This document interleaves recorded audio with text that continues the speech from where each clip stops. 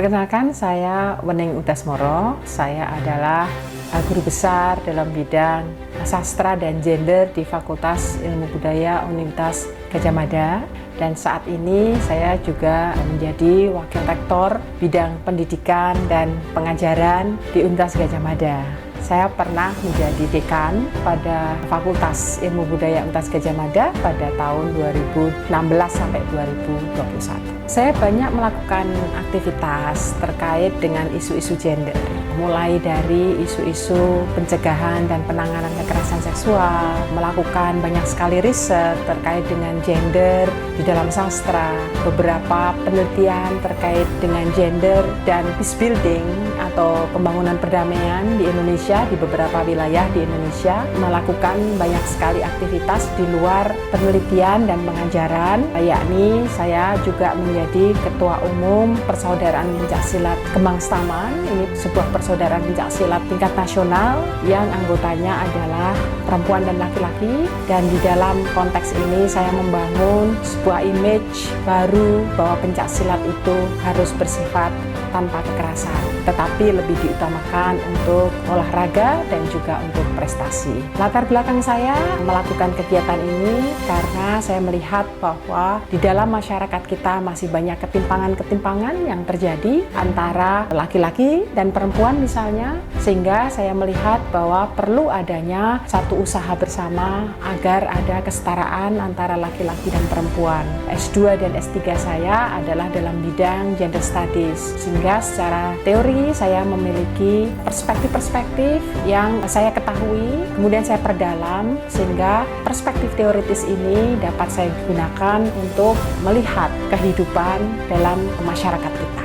Apa yang saya lakukan yang saya kira memiliki dampak, tentu saja tidak hanya saya sendiri, tetapi bersama dengan kolega-kolega saya adalah membangun sebuah ekosistem tanpa kekerasan di Universitas Gadjah Mada. Kami pertama di Indonesia saya kira membangun sebuah sistem untuk pencegahan dan penanganan kekerasan seksual di Universitas Gadjah Mada, yang pada waktu itu bersama dengan kolega-kolega saya kami berhasil untuk menggolkan sebuah peraturan rektor tentang pencegahan dan penanganan kekerasan seksual, yang kemudian bersama dengan kolega-kolega saya kami berhasil membangun sebuah sistem di UGM agar warga UGM merasa aman, nyaman berada di kampus yang ramah, yang anti kekerasan, terutama kekerasan seksual. Tapi hal lain yang kemudian kami bangun juga adalah satu mekanisme anti kekerasan, tidak hanya kekerasan seksual, tetapi juga kekerasan fisik, kekerasan verbal, dan kekerasan psikologis. Anti terhadap kekerasan fisik, verbal, psikologis, dan juga kekerasan sosial ini adalah bangunan yang kami buat bersama, sehingga di perguruan tinggi itu seharusnya adalah satu space atau suatu ruang yang aman, terutama bagi perempuan yang seperti kita ketahui banyak dari mereka seringkali mendapatkan kekerasan-kekerasan. Upaya ini berdampak karena kemudian di lingkungan tempat saya bekerja orang menjadi paham bahwa melakukan kekerasan, apapun itu bentuk kekerasannya, itu tidak seharusnya terjadi. Ya tentu saja kekerasan-kekerasan itu masih terus akan ada karena memang struktur masyarakat kita yang masih belum mendukung satu bentuk ekosistem yang kuat tentang anti kekerasan. Tetapi setidaknya upaya-upaya tersebut membawa satu kesadaran baru agar masyarakat tidak melakukan bentuk kekerasan apapun di dalam konteks pendidikan, terutama di sini adalah pendidikan tinggi. Dampak lain adalah bahwa mereka yang terdampak ya pada satu kasus kekerasan kemudian memiliki keberanian untuk berbicara,